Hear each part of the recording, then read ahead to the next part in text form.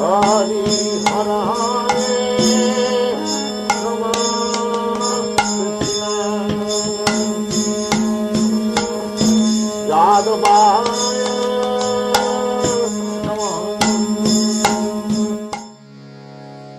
Yuktahara viharasya yukta chestasya karmashu yukta swapna vabodhasya yogo bhavati dukkha.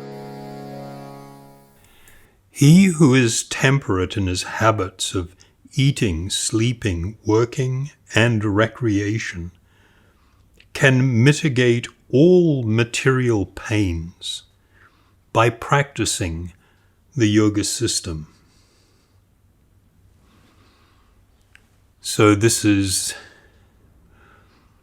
very much a continuation of the previous verse that we discussed, a continuation of the idea, in the sense that here now we are looking at the solution. The previous verse we spoke about the quest for happiness and how simply following the dictates and desires of the mind and senses does not lead one to happiness but to distress, and that one needs to be going in another direction. So I'll just draw your attention to one of the words here, dukkha. This dukkha means pain or sorrow. And when you say the ha, it means to get rid of or to reduce, but actually to escape from the suffering. Ramanuja Acharya, he, in describing this verse and this word, he referenced it as the yoga which destroys all sorrows, which I thought was a very beautiful definition. In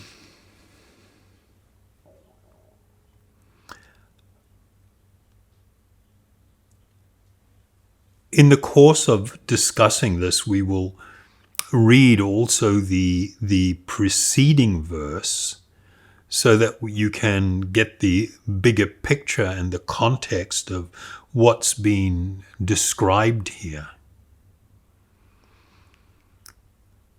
There are many practitioners since ancient times that viewed the path of spiritual liberation as being a path of tremendous austerity and tremendous penances and so much difficulty. But here, Sri Krishna is presenting a better way of seeing things. He is speaking about, or to the subject of temperance. To be temperate in one's habits of eating, sleeping, working, and recreation, and that living that way, one can mitigate all material pains by practicing the yoga system. I'll just like to read a verse from the Bhagavat Purana that speaks to this subject. When the living entity passes from the present body to the next body, which is created by his own karma, he becomes absorbed in the pleasurable and painful sensations of the new body and completely forgets the experiences of the previous body. This total forgetfulness of one's previous material identity, which comes about for one reason or another, is called death. So death produces the total forgetfulness of one's previous material identity.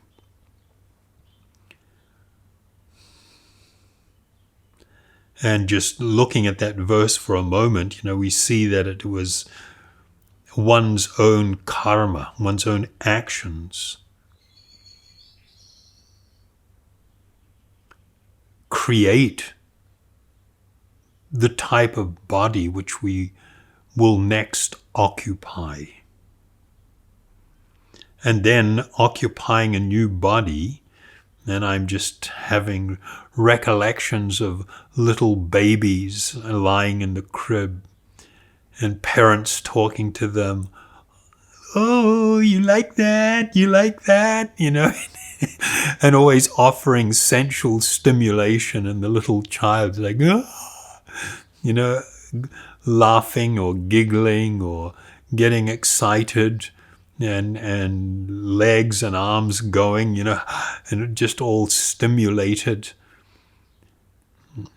When we see with the vision that person, we wouldn't have related to them that way, a year or two earlier. When they were in a 70 or 80 or 90-year-old body, we probably wouldn't have been inclined to embrace them or cuddle them at all. But now that they've shown up like this in this brand new little body, we are utterly in an illusion, and we're just seeing this, what's before our eyes. And here, the person, having moved to a new body, is now become utterly absorbed in the pleasurable and painful experiences or sensations of this new body, and have completely forgotten the experience from the previous body. And that forgetfulness was the result of what is described as death.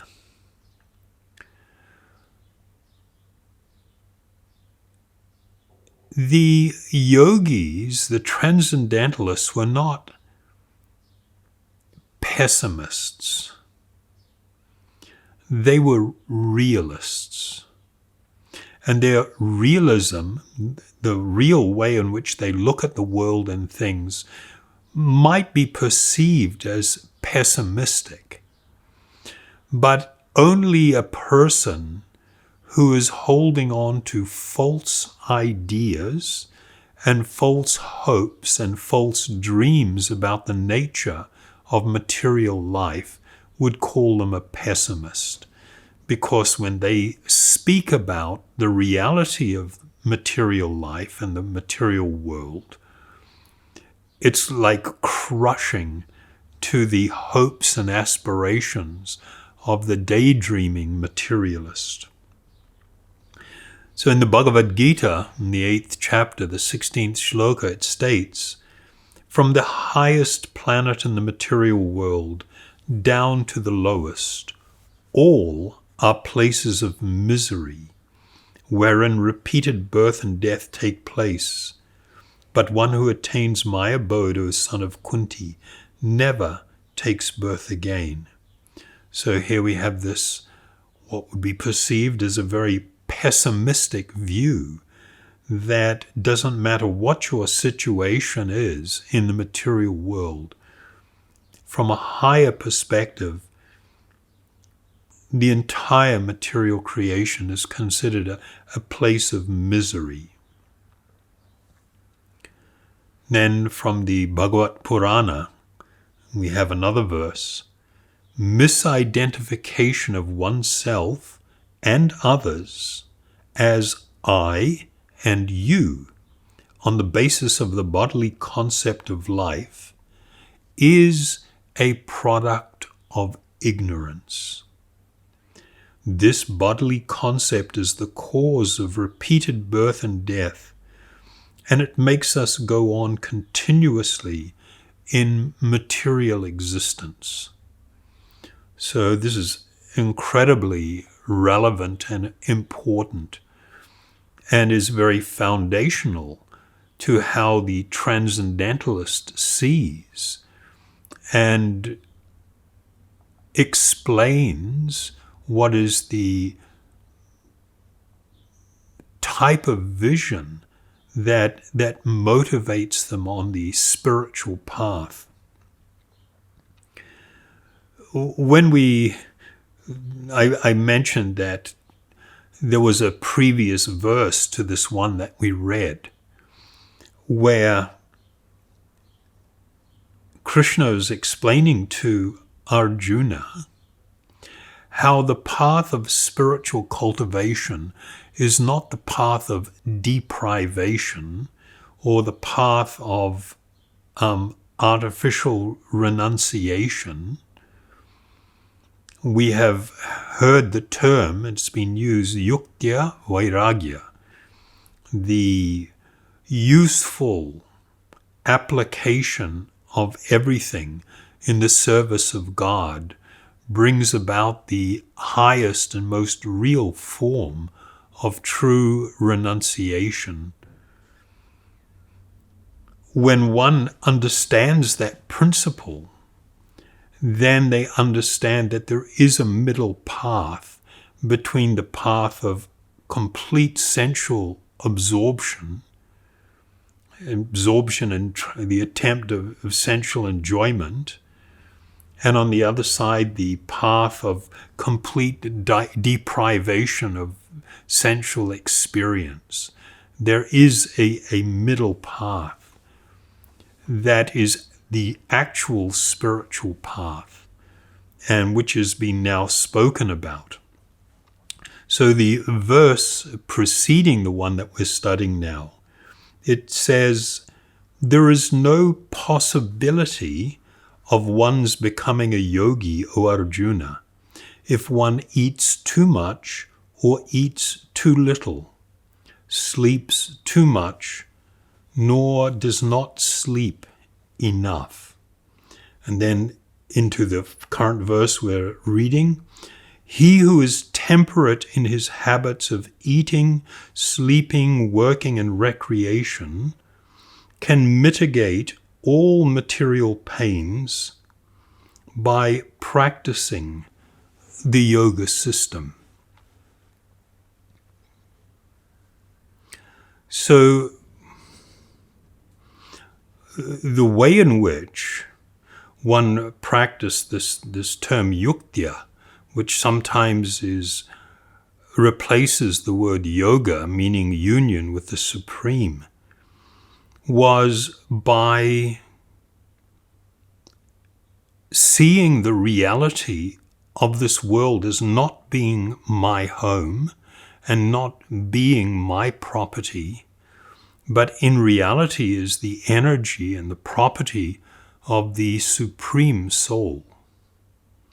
And therefore, when I live in this place, I accept, as it states in the first mantra of the Shri's Upanishad, Ishvasham idam sarvam. Everything animate and inanimate is owned and controlled by the Supreme Lord. And speaking to how one should live, one should therefore accept that which is set aside as their quota and not accept other things, knowing well to whom they belong. With that angle of vision, one is able to restrain the appetites of the senses that are always demanding more and more and more, which do not uplift a person, but as we've discussed in the previous verse that we studied, lead to material entanglement. By seeing everything in relation to God and living that life, a life of devotion to Him, offering everything, all that one eats, all that one gives away, all work that you do, all undertakings are done as an offering to Him. one is naturally able to restrain the senses, meaning it's not like an artificial thing that you have to do. No, you are on another course. You have another path that you are walking on. So in the Bhagavad Gita, in the 2nd chapter, 61st verse, speaking to this, it says, "One who restrains his senses, keeping them under full control, and fixes his consciousness upon me, is known as a man of steady intelligence." Then in another verse, "One who restrains the senses of action, but whose mind dwells on sense objects, certainly deludes himself and is called a pretender." So there is this recognition that one cannot artificially renounce things. One cannot artificially just restrain externally the senses. But if internally the mind is still dwelling on and these desires for material experience, one is categorized as a pretender. The transcendentalist does not seek to avoid even sensual pleasure. It's not that when they eat, they only eat food that tastes terrible or is tasteless. The bhakta, the devotee of the Lord, he prepares nice offerings of foodstuff to the Lord and offers it.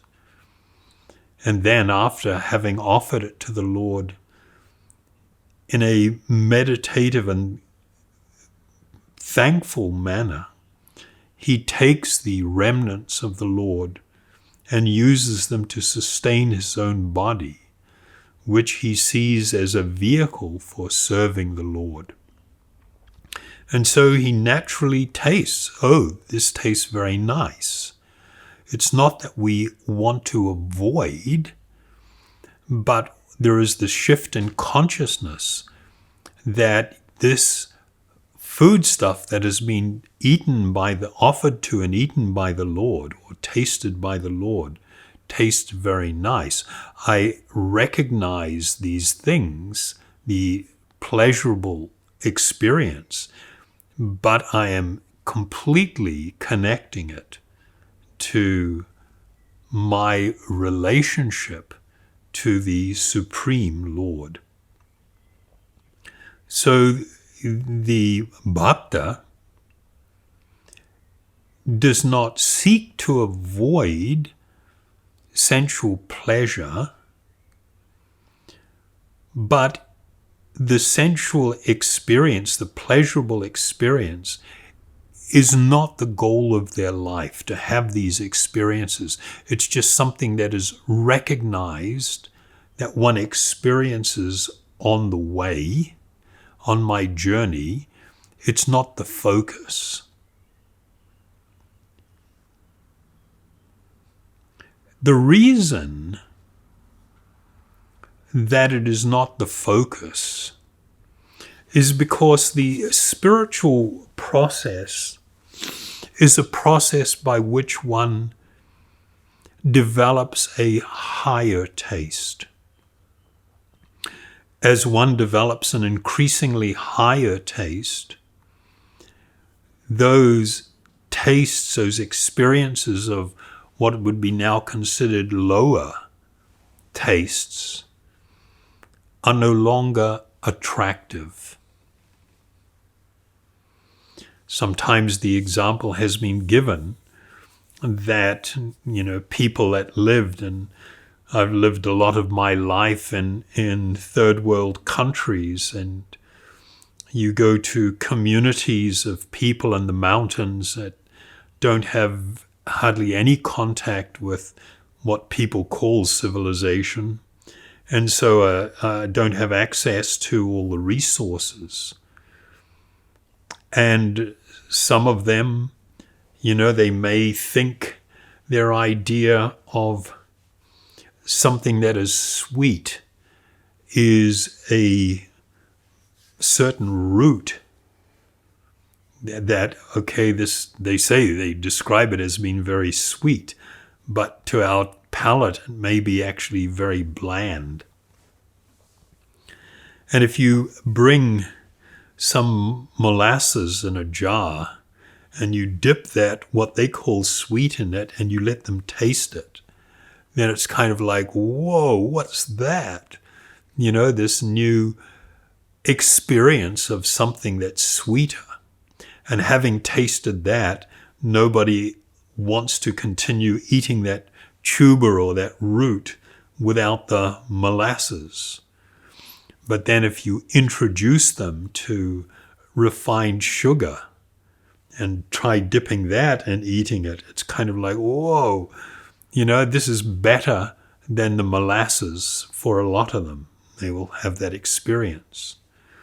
But you can go further, of course, and take honey and let them dip it in honey and taste that. Having tasted that, the molasses all of a sudden is not very attractive, nor is it very attractive to eat this, what was formerly stated as a sweet root or a tuber,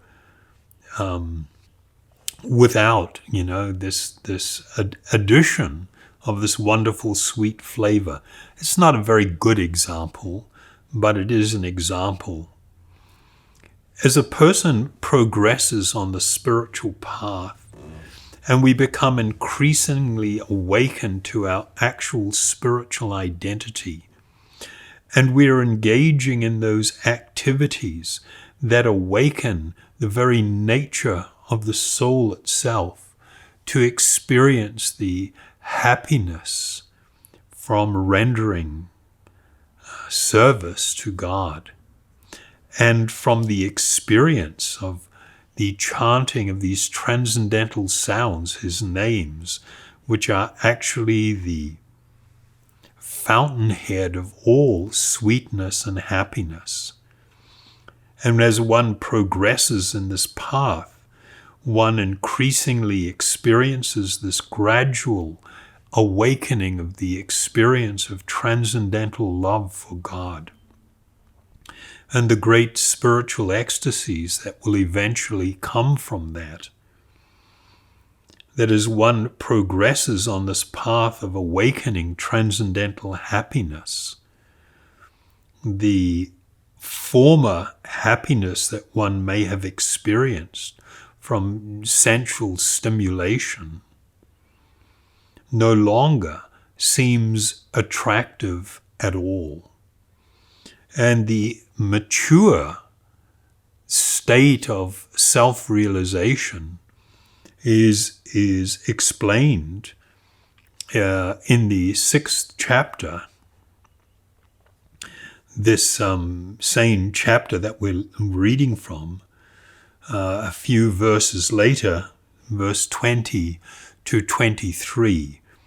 There is a complete account of this experience of this spiritual awakening and the great transcendental happiness that one experiences in it. In the stage of perfection called trance or samadhi, one's mind is completely restrained from mental activities by the practice of yoga. This perfection is characterized by one's ability to see the self by the pure mind and to relish and rejoice in the self. In that joyous state, one is situated in boundless transcendental happiness, realized through transcendental senses.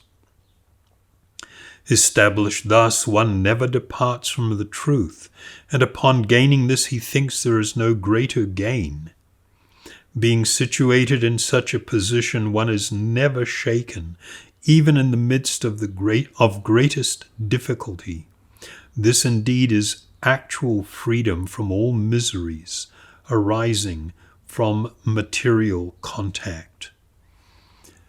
So we learned in the previous verse that we were studying that by absorption in the experience of material pleasure that arises from stimulating the senses, it always will result in pain.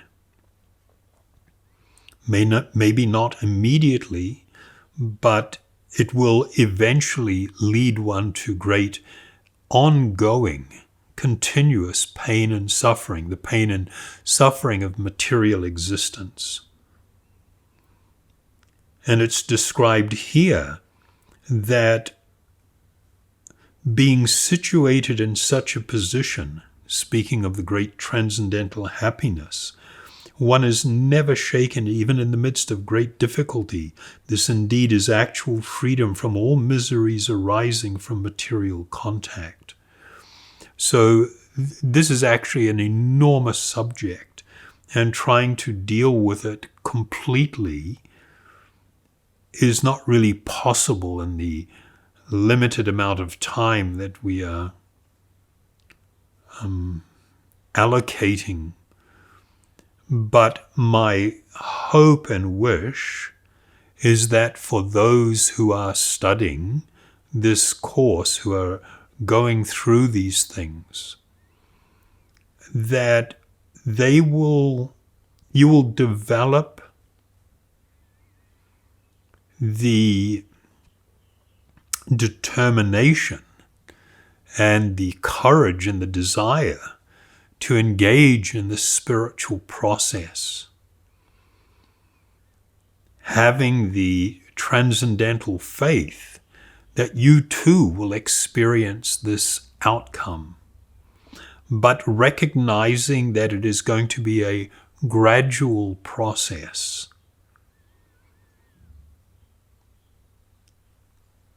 But even though it is a gradual process, it is progressive in the sense that as one begins to develop spiritual taste for things, the attraction and taste for the material world diminishes to that degree. And one simply needs to faithfully and carefully continue to practice the path of devotion, of bhakti, or devotional service, so that one may experience the actual fruit of full spiritual realization. Full spiritual realization meaning, as I've stated in the past, a realization of my essence, my position, and my natural function. My meaning the eternal spiritual being, the realization that I am eternal, which causes all forms of fear and anxiety to instantly evaporate. The realization of my position is, yes, I am not the Lord, I am not the master of everything. I am the eternal part and parcel, the surrendered servant of the Supreme Soul. And my natural function is to render eternal, loving service to this Lord of my heart. And in doing that, it will awaken the experience of such transcendental blissfulness, ecstatic blissfulness, that it cannot be compared to any material experience. Thank you very much. Hare Krishna, Krishna Krishna, Hare Hare, Hare Rama, Rama Rama, Hare Hare.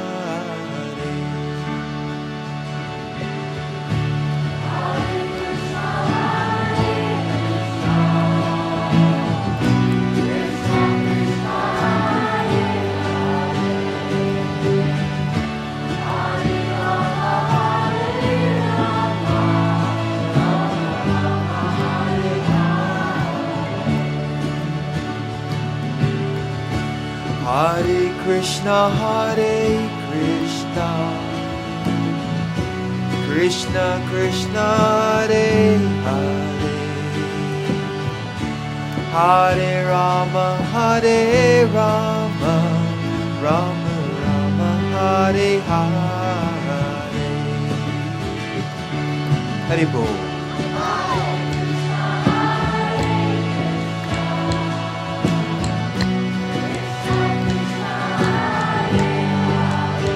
Krishna.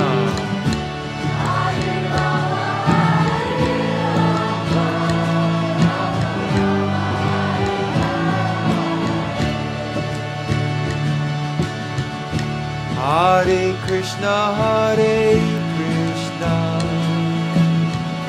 Krishna Krishna, Hare Hare, Hare Rama, Hare Rama, Rama Rama, Hare Hare.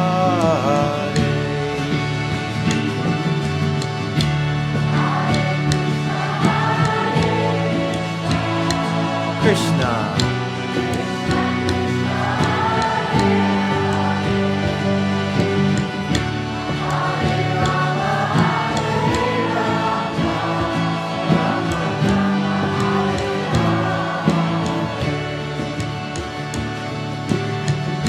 Hare Krishna, Hare Krishna, Krishna Krishna, Hare Hare, Hare Rama, Hare Rama, Rama Rama, Hare